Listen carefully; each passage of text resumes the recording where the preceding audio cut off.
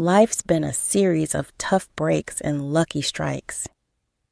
Losing my parents early stung like hell, but I got lucky when the elderly couple next door, the Parkers, took me in. They were the kindest souls you could imagine, treating me more like a granddaughter than a charity case. We weren't rich in money, but we were wealthy in love, and that's what mattered. Then, just as I was coming into my own, turning 18 and thinking about college, they died in a car accident. Just like that, I was on my own again. The Parkers left me a bit of money for school and their old house in the suburbs. It was a cozy place, full of memories, but too many ghosts for me. So I sold it and bought a small apartment in the city near the college where I'd enrolled to study financial management. It felt good having a plan, moving forward. Classes were tough but interesting, and I threw myself into learning everything about numbers and markets. After college, I landed a decent job. Daytimes were packed with workers, and I was doing all right, but nights were another story. The city felt lonelier than it should for a place so full. That's when I met Tom at a friend's party. He was loud, funny, and didn't care who knew it. His energy was infectious, and we hit it off from the moment he bumped into me, spilling my drink. "Hey, watch it," I snapped, more out of surprise than anger. "Whoa, my bad, let me make it up to you. What were you drinking?" Tom grinned, unapologetically charming. "Beer, just beer," I say it, trying not to smile too easily. "2 beers coming right up," he shouted over the music, heading to the makeshift bar. That was Tom all over. Simple, straightforward, and no fuss. We spent the whole night talking about everything and nothing. It turned out we both loved old movies and hated sushi. It was easy talking to him, and by the time the party was winding down, I didn't want to say goodbye. A year later, he proposed. No dramatic gestures, just him, me, and a ring he fumbled out of his pocket while we were watching TV. "Marry me," he said, holding the ring so tightly I thought he might crush it. I laughed. I actually laughed, not because it was funny, but because it was so typical of us, so perfectly imperfect. "Yes, of course, you big goof." Getting married didn't change much at first. We were the same, just legally bound, which felt right. We settled into life together in my small city apartment, still close to the hustle, but now with someone to share the quiet moments. Life felt full, and for the first time in a long while, the evenings didn't feel so empty. Settling into married life had its comforts, but life sure doesn't let you get too cozy without throwing a curveball or two. Tom's folks, Mr. and Mrs. Harper, were gems. Living in their cozy suburban home, they welcomed me with open arms from the get-go. I could see where Tom got his easygoing nature. Their warmth was a balm on my oftentimes still sore heart, still aching from my own family losses. "So happy you're part of our family now," Mrs. Harper would often say, squeezing my hand with a kindness that felt both uplifting and overwhelming. "Thanks. I really appreciate how welcoming you've been," I'd reply, feeling genuinely grateful. Visiting them became our weekend ritual. Those days were filled with backyard barbecues and lengthy chats over cups of steaming coffee. Life was good, simple, and honest until it wasn't. Tom got called away on a long business trip, a whole year out of state. It was a fantastic opportunity for his career, but the timing was brutal. No sooner had Tom left than Mr. Harper's health took a nosedive. It happened fast, and Mrs. Harper, bless her heart, sounded near out of her mind with worry when she called. "Kimberly, I hate to ask, but I could really use your help around here. George is really not doing well." Her voice was thick with unshed tears. Without a second thought, I packed a bag and headed to the suburbs. Seeing Mr. Harper, so frail, shook me.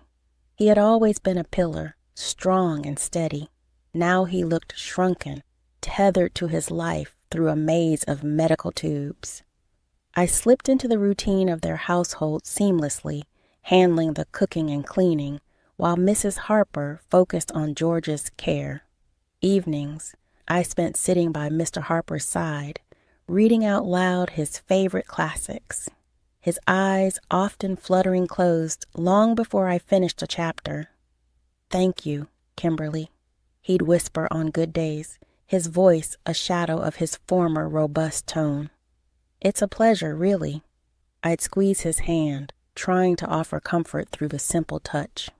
One quiet afternoon, Mrs. Harper sat down at the kitchen table while I was chopping vegetables for dinner. She looked worn, older than her years.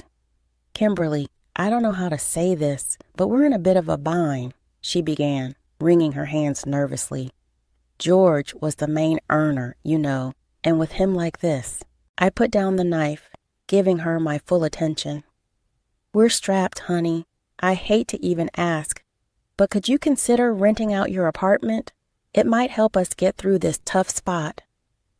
She looked down, clearly embarrassed. I didn't even hesitate. "Of course, Mrs. Harper.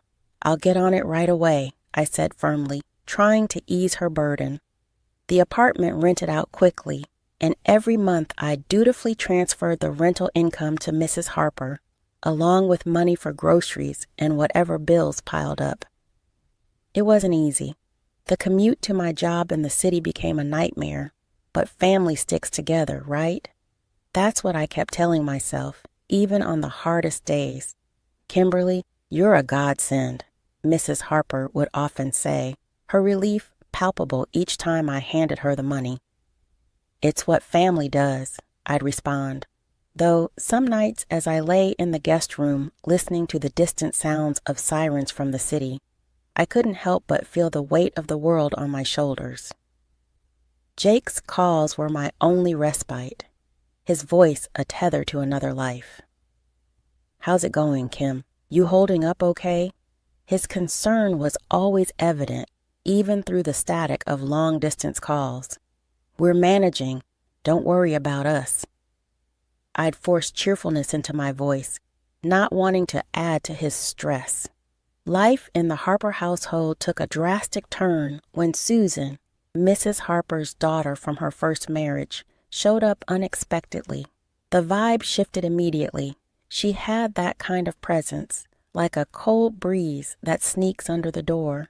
I never really knew Susan well, but I'd heard enough from Jake and even glimpsed her frosty relationship with Mr. Harper during brief, tense visits. My days had already stretched thin, juggling long commutes to work and caring for Mr. Harper, who was now bedridden and fading fast. Susan's arrival, however, added a whole new layer of tension. It was clear she was here to stay, making herself at home as if she owned the place. One evening, after a particularly grueling day, Mr. Harper beckoned me to his side with a weak gesture. His voice was a hoarse whisper, strained and urgent. "Kimberly, you need to watch out for Susan. She's a very bad person." I leaned closer, the gravity in his tone pulling a knot tight in my stomach. "I understand, Mr. Harper. I'll be careful," I promised, though I wasn't exactly sure what I was promising against. True to Mr. Harper's warning, Susan wasted no time establishing her new regime. The first sign was when I found her in the kitchen one morning, her presence like a storm cloud over the breakfast nook.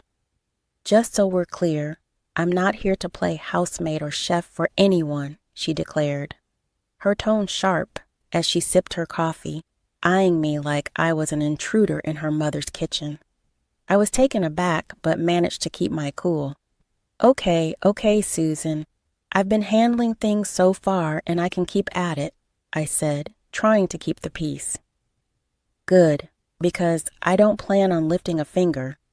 This is Mom's house after all," she snapped back, her eyes daring me to challenge her.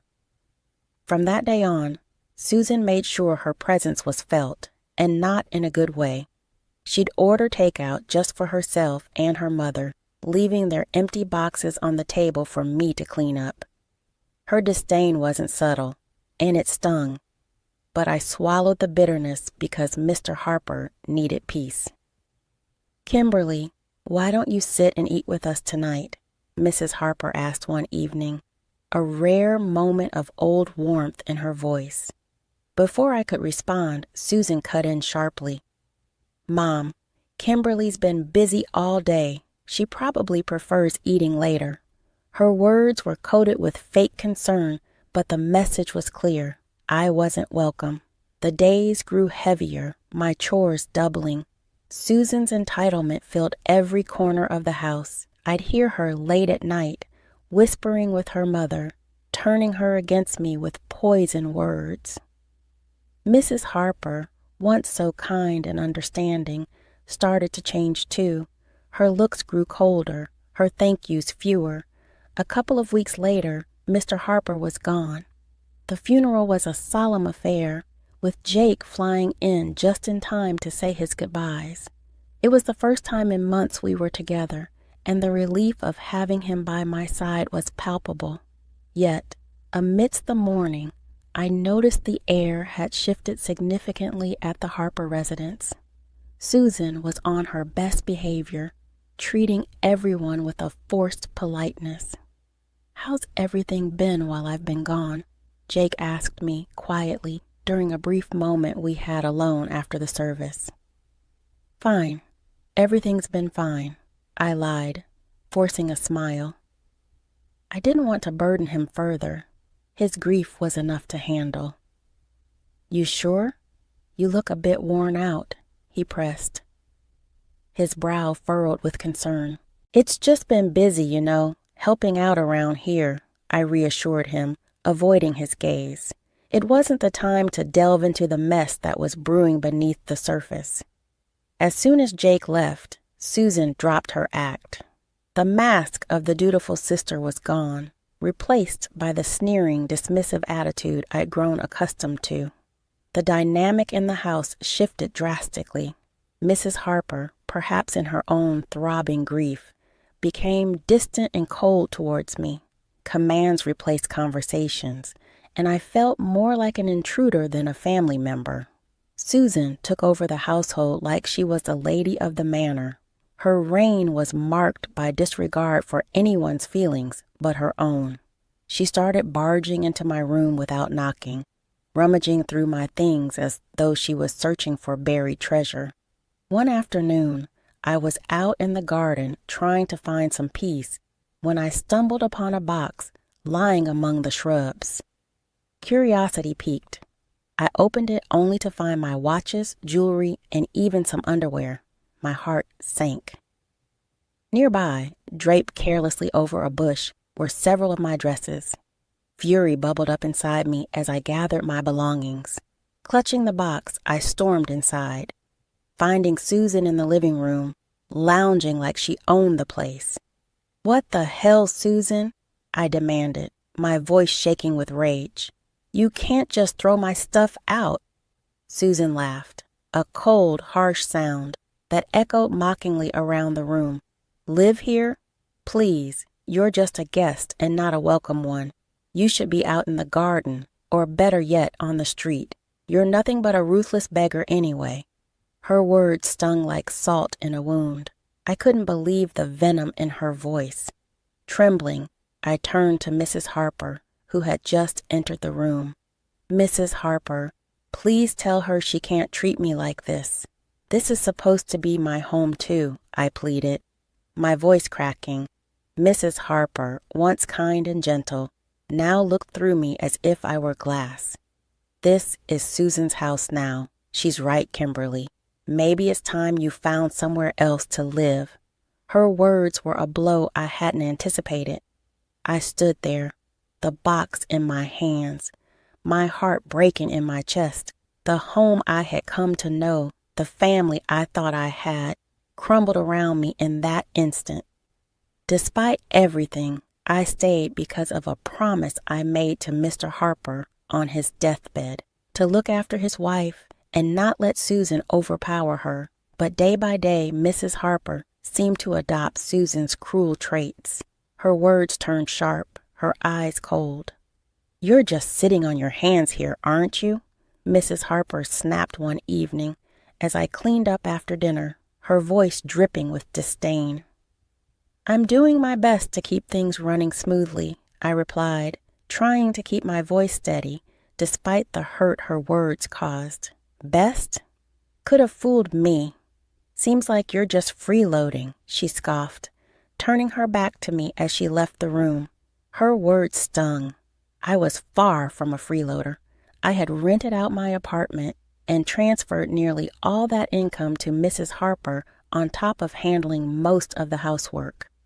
Susan did nothing but criticize. Susan, living off her mother's pension, was relentless. Really, what did my brother even see in her? She would taunt me nightly, her voice loud enough to carry through the thin walls.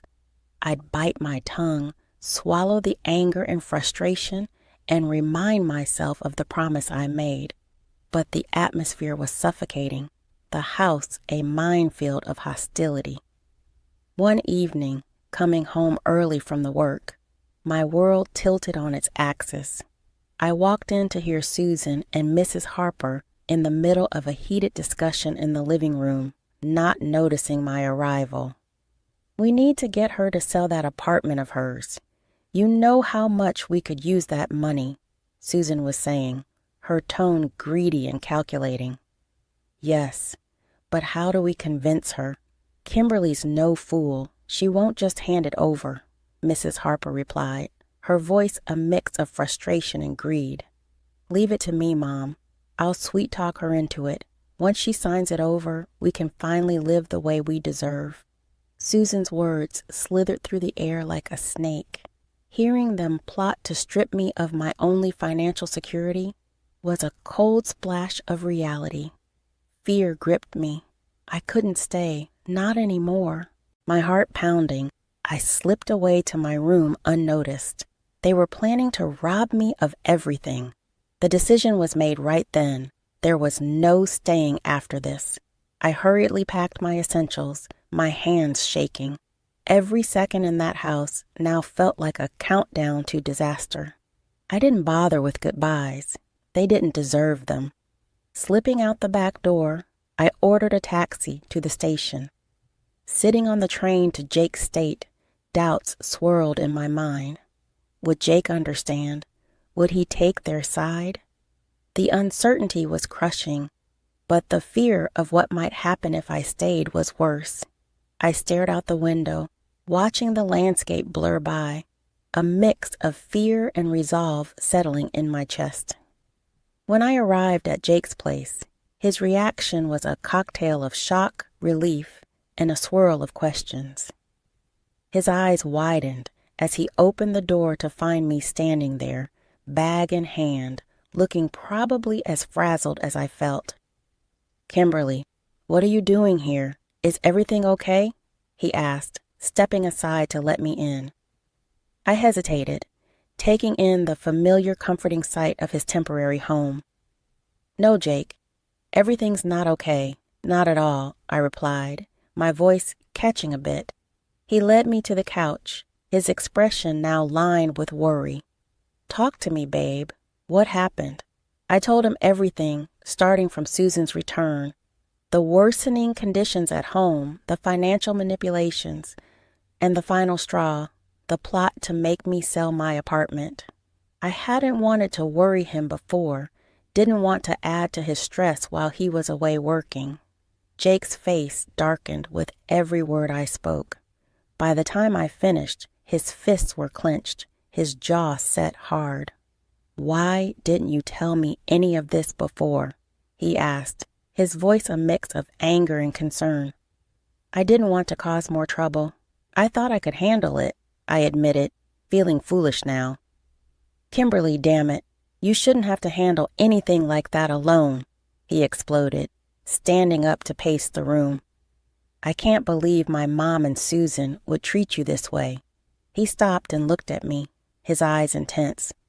I'm not letting anyone treat my wife like that. No way, he declared, pulling out his phone. I watched, heart pounding, as he dialed his mother. The phone barely rang twice before she picked up. I couldn't hear her words, but the stiffness in Jake's shoulders told me enough. Mom, this has to stop. I know about everything, and I won't tolerate it. If Susan doesn't leave, and if you don't start treating Kimberly with respect, you can forget about us helping out anymore. No more money, no more nothing. Jake's voice was steel, not giving room for any argument. There was a brief, fiery exchange, then silence. Jake's hand tightened around the phone. Fine. If that's your choice, then you've made mine, he said finally and hung up. He turned to look at me, his expression softening. Looks like it's just us now, babe. That's all we need, he said, coming over to wrap me in his arms. I leaned into him, the safety of his embrace fortifying me against the whirlwind of emotions. Just us, I murmured, feeling the truth of his words. We were on our own now, but somehow that felt okay. Jake and I talked long into the night. We discussed practical things like my remote work arrangements and our financial plans without the extra drain of supporting his mother and Susan. It felt like we were laying the foundations for a new chapter, just the two of us. Whatever happens, we're in this together. You and me against the world, right? Jake said with a determined grin. Right, I smiled back, feeling more confident with him by my side. Against the world. The next few days were a whirlwind of activity. I contacted my job to arrange remote work, which thankfully they agreed to. Jake helped me move my things from storage and set up a home office in the corner of his living room. It wasn't perfect, but it was ours, and it was peaceful.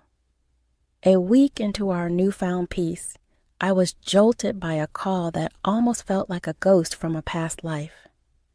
It was Mrs. Harper. Her voice, once sweet to me, now dripped with a mix of desperation and audacity. Kimberly, why haven't I received the money for this month?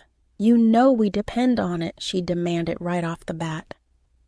I was stunned silent for a moment. Her nerve was unbelievable. I'm sorry, but after everything, you really expect me to continue supporting you? I asked, my tone more incredulous than angry. In the background, I could hear Susan's voice, shrill and angry.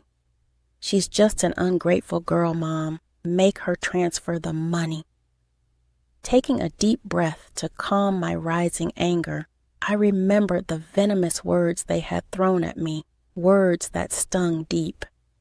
Mrs. Harper, Susan called me a ruthless beggar, remember?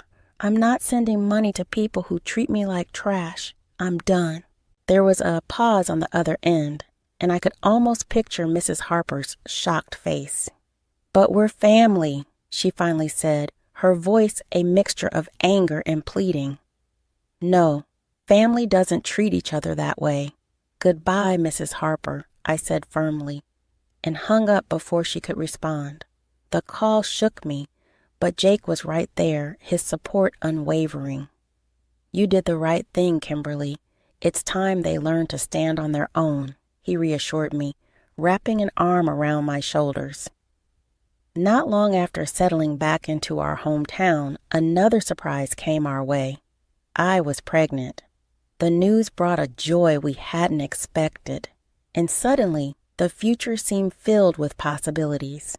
We decided it was time to sell my apartment and buy a small house in the suburbs, a place near a good school where our child could grow up. As we were planning our move, another call came, again from Mrs. Harper. Her tone was different this time, desperate, almost pitiful. Kimberly, I've made a mistake. Susan forced me to sell the house, took the money, and left me with nothing. Could I come and live with you and Jake? Her voice was shaky, pleading. The request stunned me. After everything, this was a test of my resolve.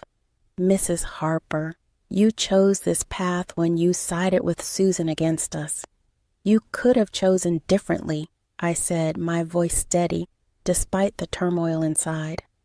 I know I've made mistakes, but you have a kind heart. Can't you forgive an old woman for her wrong choices? She implored.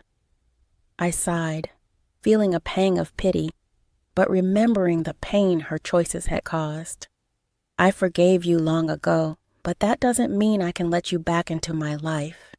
You need to live with the consequences of your actions, just as I have, I replied and ended the call.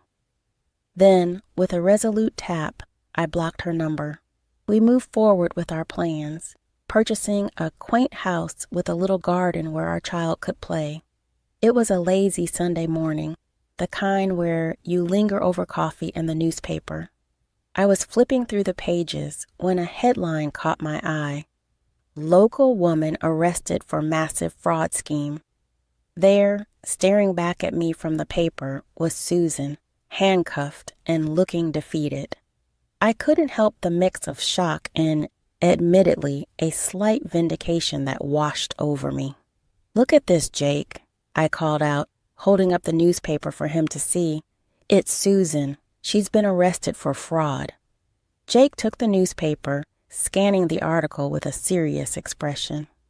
"Wow, can't say I'm surprised, but still, it's a lot to take in." "Yeah, it is, but she made her choices, and now she's facing the consequences," I replied, feeling a closure I hadn't realized I needed. The news eventually drifted to us through friends that Mrs. Harper was living in a tiny apartment, working 2 jobs to scrape by. Her pension wasn't enough to cover her living expenses and pay off the debt Susan had left her with. "Did you hear about your mom?" One of Jake's friends, Matt, brought it up one evening when they were over for a backyard barbecue. "Yeah, I heard," Jake responded, flipping burgers on the grill. His voice held a trace of sadness, but it was tempered with resolve. "She chose her path, Matt. It's tough, but that's how it is." Matt nodded, understanding the unspoken boundaries. "You're right, man. Just thought you should know." The conversation shifted after that, the evening air filled with the lighter topics of sports and work.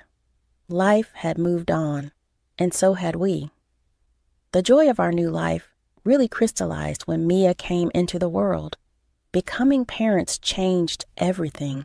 It shifted our priorities, our dreams, and even healed some of the old wounds by filling them with new love. "Can you believe she's ours?" I whispered to Jake one night as we watched Mia sleeping peacefully in her crib. "She's perfect, Kimberly. Just perfect," Jake murmured back, his voice thick with emotion. We spent our days marveling at each little milestone Mia achieved, each smile, each giggle. She was our little miracle, and with her, the hardships of the past seemed to recede, making room for new memories, better ones. Each day was simple, but filled with little moments of joy that stitched a tapestry of a happy family life.